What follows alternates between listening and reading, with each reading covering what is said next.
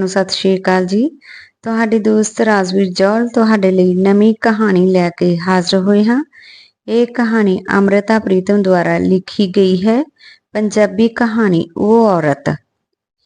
ਜਦੋਂ ਮੈਂ ਉਹਨੂੰ ਪਹਿਲੀ ਵਾਰ ਵੇਖਿਆ, ਉਹਨੇ ਗਲ ਵਿੱਚ ਅਬਰਿਕ ਰੰਗੇ ਕੱਪੜੇ ਪਾਏ ਹੋਏ ਸਨ। ਹਾਲਾਂਕਿ ਉਹਨੂੰ ਵੇਖਣ ਤੋਂ ਪਹਿਲਾਂ ਮੈਂ ਜਦੋਂ ਉਹਨੂੰ ਚਿਤਵਿਆ ਸੀ, ਉਹਦੇ ਗਲ ਵਿੱਚ ਕੋਈ ਕੱਪੜਾ ਨਹੀਂ ਸੀ। ਉਹਦੇ ਨਾਲ ਆਏ ਦਿਨ ਵਾਹ ਪੈਂਦਾ ਸੀ।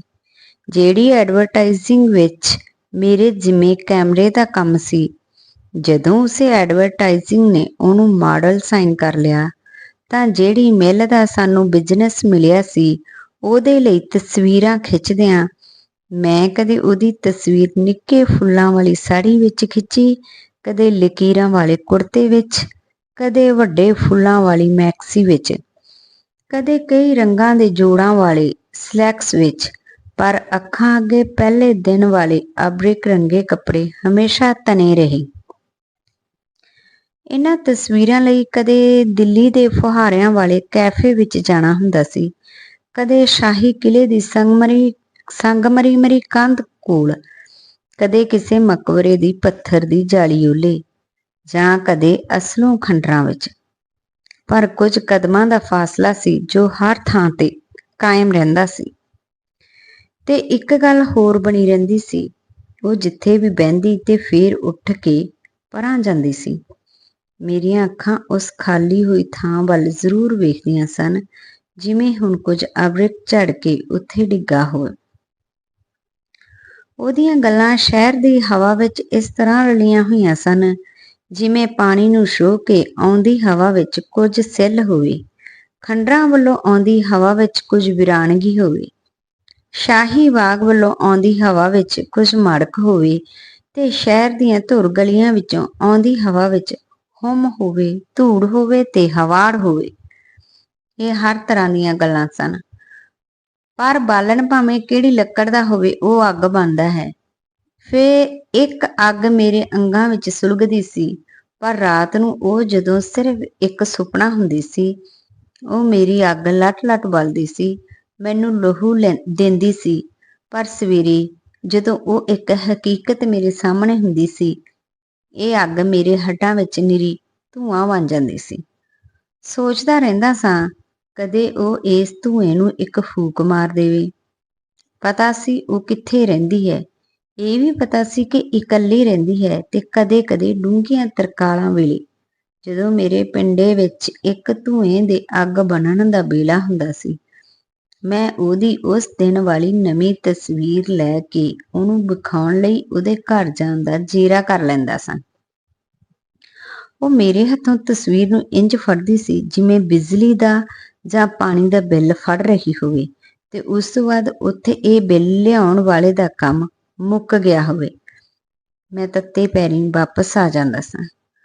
ਪਤਾ ਸੀ ਉਹ ਇੱਕ ਅਖਬਾਰ ਦਾ ਹਫ਼ਤਾਵਾਰੀ ਕਾਲਮ ਵੀ ਲਿਖਦੀ ਸੀ, ਸ਼ਾਇਦ ਹੋਰ ਪੈਸਿਆਂ ਦੀ ਲੋੜ ਲਈ, ਜਾਂ ਉਂਝ ਹੀ ਸ਼ੌਕੀਆ, ਪਤਾ ਨਹੀਂ।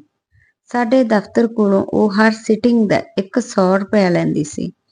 ਜਿਨ੍ਹਾਂ ਦਿਨਾਂ ਦੀ ਮੈਂ ਗੱਲ ਕਰਦਾ ਹਾਂ, ਉਹਨਾਂ ਦਿਨਾਂ ਵਿੱਚ ਇੱਕ ਸਿਟਿੰਗ ਦਾ 100 ਰੁਪਇਆ ਬਹੁਤ ਵੱਡਾ ਮਿਹਨਤਾਨਾ ਹੁੰਦਾ ਸੀ। ਉਂਝ ਵੀ ਉਹਦੇ ਘਰ ਦੀ ਰਹਿਣੀ ਬਹਿਣੀ ਤੋਂ ਕਿਸੇ ਘਾਟ ਦਾ ਖਿਆਲ ਨਹੀਂ ਸੀ ਆਉਂਦਾ, ਪਰ ਮੈਂ ਕਦੇ ਉਹਨੂੰ ਪੁੱਛਿਆ ਨਹੀਂ ਸੀ। ਪਰ ਇੱਕ ਦਿਨ ਅਚਾਨਕ ਘਬਰਾ ਕੇ ਪੁੱਛਣਾ ਪਿਆ।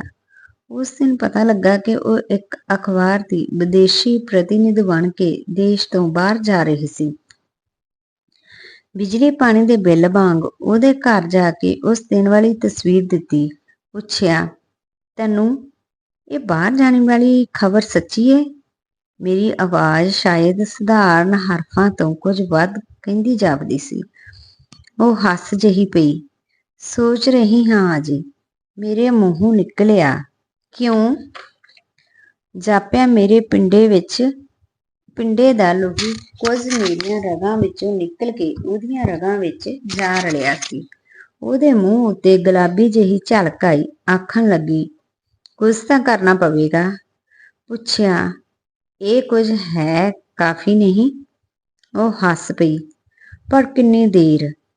2-4 ਵਰ੍ਹੇ ਹੋਰ, ਸ਼ਾਇਦ 5-7 ਵਰ੍ਹੇ ਹੋਰ। ਤੇ ਹੱਥ ਵਿੱਚ ਫੜੀ ਆਪਣੀ ਤਸਵੀਰ ਮੁੜ ਕੇ ਮੈਨੂੰ ਵਿਖਾਉਂਦੀ ਆਖਣ ਲੱਗੀ, ਫਿਰ ਇਹ ਫੁੱਲਾਂ ਵਾਲੀਆਂ ਸਾੜੀਆਂ ਕਿਸੇ ਉਹਦੇ ਲਈ ਹੋਣਗੀਆਂ ਜਿਹਦੀ ਉਮਰ ਮੇਰੇ ਨਾਲੋਂ ਕਈ ਵਰ੍ਹੇ ਛੋਟੀ ਹੋਵੇਗੀ। ਉਹ ਬਹੁਤ ਦੂਰ ਦੀ ਗੱਲ ਹੈ। ਉਹਨੇ ਟੇਬਲ ਲੈਂਪ ਦੇ ਕੋਲ ਪਿਆ ਹੋਇਆ ਸਿਗਰਟ ਦਾ ਪੈਕਟ ਚੁੱਕਿਆ, ਖੋਲ੍ਹਿਆ ਤੇ ਇੱਕ ਸਿਗਰਟ ਸੁਲਗਾ ਕੇ ਆਖਣ ਲੱਗੀ, ਬਹੁਤ ਦੂਰ ਤੱਕ ਵੇਖਣ ਦੀ ਆਦਤ ਪੈ ਗਈ ਹੈ। ਨਾਲ ਹੀ ਉਹ ਉੱਠ ਕੇ ਖਲੋ ਗਈ। ਇਹ ਇਸ਼ਾਰਾ ਸੀ ਕਿ ਮੈਂ ਹੁਣ ਜਾ ਸਕਦਾ ਹਾਂ। ਮੈਂ ਉੱਠ ਕੇ ਖਲੋ ਗਿਆ, ਪਰ ਦਰਵਾਜ਼ੇ ਵੱਲ ਵਧਿਆ ਨਹੀਂ। ਜਾਪ ਰਿਹਾ ਸੀ ਜਿਹੜੀ ਜੁਰਤ ਚਿਰਾਂ ਤੋਂ ਟਾਲ ਰਿਹਾ ਸਾਂ, ਜੇ ਅੱਜ ਵੀ ਨਾ ਕਰ ਸਕਿਆ ਤਾਂ ਉਹ ਹਮੇਸ਼ਾ ਦੀ ਹਸਰਤ ਬਣ ਜਾਏਗੀ। ਤੈਨੂੰ ਮੇਰੀ ਬਾਂਹ ਵਿੱਚ ਮੇਰੇ ਪਿੰਡੇ ਦੀ ਸਾਰੀ ਬੇਬਸੀ ਇਕੱਠੀ ਹੋ ਗਈ ਤੇ ਉਹਦੇ ਮੋਢਿਆਂ ਦੁਆਲੇ ਬਲੀ ਗਈ। ਉਹ ਬੜੀਆਂ ਠੰਡੀਆਂ ਅੱਖਾਂ ਨਾਲ ਮੇਰੇ ਵੱਲ ਤੱਕਦੀ ਰਹੀ ਕਿੰਨਾ ਚਿਰ। ਫਿਰ ਉਹਨੇ ਆਪਣੇ ਸੱਜੇ ਹੱਥ ਨਾਲ ਮੇਰੀ ਬਾਂਹ ਨੂੰ ਆਪਣੇ ਦੁਆਲਿਓਂ ਇੰਜ ਹੌਲੀ ਜਿਹੀ ਲਾਇਆ ਜਿਵੇਂ ਪੀਚੀ ਹੋਈ ਗੰਢ ਨੂੰ ਜਾਂਚ ਨਾਲ ਖੋਲੀਦਾ ਹੈ। ਮੂੰਹੋਂ ਆਖਿਆ, ਕੁਝ ਨਹੀਂ, ਪਰ ਮੈਨੂੰ ਪਰਾਂ ਸੋਫੇ ਉੱਤੇ ਬਹਿਣ ਲਈ ਆਖਦੀ ਆਪ ਵੀ ਉੱਥੇ ਬਹਿ ਗਈ ਜਿੱਥੋਂ ਹੁਣੇ ਉੱਠੀ ਸੀ। ਕੁਝ ਦੇਰ ਚੁੱਪ-ਚਾਪ ਸਿਗਰਟ ਪੀਂਦੀ ਰਹੀ, ਫਿਰ ਆਖਣ ਲੱਗੀ, ਇਹ ਜੋ ਕੁਝ ਸਾਹਮਣੇ ਹਾਂ ਸਣੇ ਇਸ ਸਿਗਰਟ ਦੇ, ਬਸ ਇਹੀ ਵੇਖਿਆ। ਕਿ ਇਹ ਜੋ ਕੁਝ ਸੀ ਕਾਫੀ ਨਹੀਂ ਸੀ? ਸੋਚ ਰਿਹਾ ਸਾਂ ਤੇ ਸ਼ਾਇਦ ਇਹ ਸੋਚ ਮੇਰੀ ਆਵਾਜ਼ ਵਰਗੀ ਸੀ ਜੋ ਉਹਨੇ ਸੁਣ ਲਈ ਸੀ। ਉਹ ਪਹਿਲੇ ਸਿਗਰਟ ਨੂੰ ਬੁਝਾ ਕੇ ਦੂਜੇ ਸਿਗਰਟ ਨੂੰ ਬਾਲਦੀ ਕਹਿਣ ਲੱਗੀ, ਸਭ ਨੇ ਇਹੀ ਵੇਖਿਆ, ਇਸ ਤੋਂ ਅੱਗੇ ਕੁਝ ਨਹੀਂ। ਜਿਹਦੇ ਨਾਲ ਵਿਆਹ ਕੀਤਾ ਸੀ ਉਹਦੇ ਤੋਂ ਲੈ ਕੇ ਸਭ ਤੱਕ ਸਣੇ ਤੇਰੇ, ਚੇਤਨ। ਸੋ ਮੈਂ ਸਾਂ, ਕਿਤੇ ਹੋਰ ਨਾਵਾਂ ਵਿੱਚ ਸ਼ਾਮਲ ਸਾਂ। ਕਿਸੇ ਹੋਰ ਦੇ ਮੂੰਹੋਂ ਇਹ ਗੱਲ ਸੁਣੀ ਹੁੰਦੀ, ਇਹ ਗੱਲ ਜੋ ਉਹਦੇ ਨਾਲ ਜੁੜਦੀ ਸੀ ਸ਼ਾਇਦ ਮੇਰੇ ਲਈ ਬਹੁਤ ਵੱਡੀ ਗੱਲ ਹੁੰਦੀ, ਪਰ ਉਹਦੇ ਆਪਣੇ ਮੂੰਹੋਂ ਇਹ ਬਹੁਤ ਛੋਟੀ ਹੋ ਗਈ ਸੀ ਤੇ ਇਹਦੇ ਵਿੱਚ ਸ਼ਾਮਲ ਮੈਂ ਵੀ ਕਿਤੋਂ ਬਹੁਤ ਛੋਟਾ ਹੋ ਗਿਆ ਸਾਂ। ਉਹ ਹੱਸ ਜਿਹੀ ਪਈ। ਇਸੇ ਲਈ ਤਲਾਕ ਲੈ ਲਿਆ ਸੀ ਉਸ ਆਦਮੀ ਲਈ ਮੈਂ ਸਿਰਫ ਇੱਕ ਜਿਸਮ ਸਾਂ। ਤੈਨੂੰ ਮੇਰੇ ਅੰਦਰ ਕੁਝ ਬਿਲਕਿਆ, ਪਰ ਇਹ ਕੁਝ ਕੀ ਸੀ ਮੈਨੂੰ ਪਤਾ ਨਹੀਂ। ਕਈਆਂ ਦਿਨਾਂ ਤੋਂ ਵੇਖ ਰਹੀ ਸਾਂ। ਉਸਨੇ ਅਗਾਂਹ ਹੋ ਕੇ ਮੇਰੇ ਹੱਥ ਉੱਤੇ ਆਪਣੀ ਤਲੀ ਰੱਖੀ, ਜਿਵੇਂ ਸਾਰੇ ਪਿੰਡੇ ਦੀ ਨਬਜ਼ ਟੋਹ ਲਈ ਹੋਵੇ। ਜਾਪਦਾ ਸੀ ਇੱਕ ਦਿਨ ਕੁਝ ਇਸ ਤਰ੍ਹਾਂ ਦਾ ਵਾਪਰੇਗਾ, ਪਰ ਚਾਹੁੰਦੀ ਸਾਂ ਨਾ ਵਾਪਰੇ। ਤੈਨੂੰ ਪਤਾ ਨਹੀਂ, ਮੈਂ ਰੋਜ਼ ਤੇਰੇ ਤਸੱਬਰ ਵਿੱਚ ਅੱਗ ਵਾਂਗ। ਇਹ ਮੇਰੇ ਲਫ਼ਜ਼ਾਂ ਦੀਆਂ ਚਿਨਗਾਂ ਜਿਹੀਆਂ ਉਹਨੇ ਜਿਵੇਂ ਹੱਥ ਨਾਲ ਝਾੜ ਦਿੱਤੀਆਂ।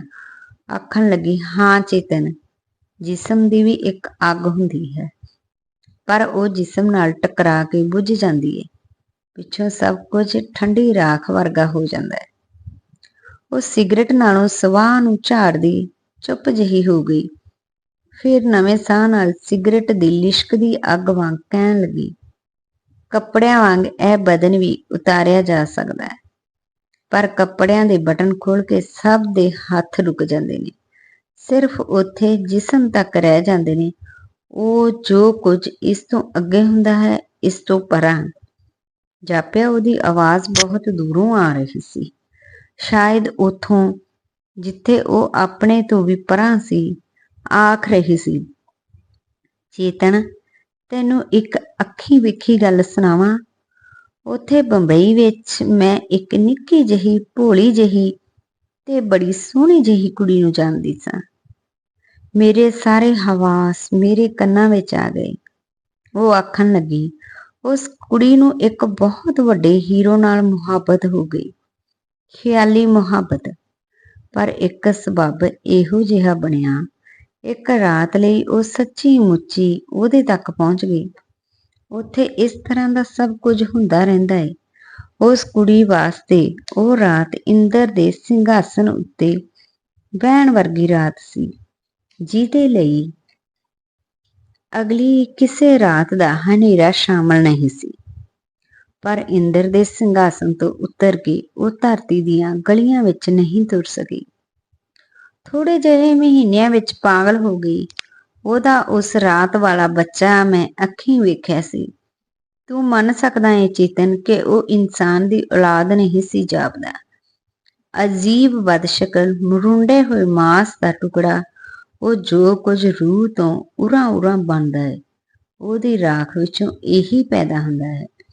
ਇਹ ਭਾਵੇਂ ਇੱਕ ਬੱਚਾ ਹੋਵੇ, ਭਾਵੇਂ ਮੁਹੱਬਤ, ਭਾਵੇਂ ਕਮਿਊਨਿਜ਼ਮ।